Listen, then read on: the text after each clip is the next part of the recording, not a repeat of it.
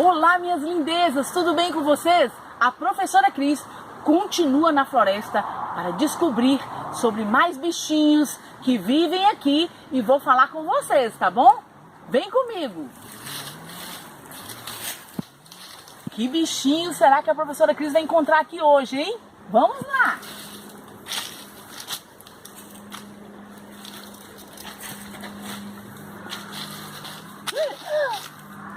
Infantil 1! A professora Cris encontrou uma cobra!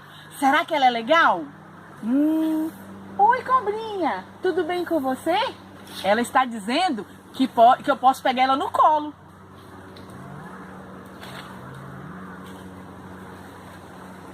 Oi, cobrinha! Tudo bem com você? Oi, Infantil 1! Essa cobrinha está dizendo para a professora Cris que é nossa amiga. E agora ela vai contar para a professora Cris o que ela gosta de comer, como que ela gosta de viver aqui na floresta, se gosta de brincar com os amiguinhos que tem por aqui. Eu vou saber tudo.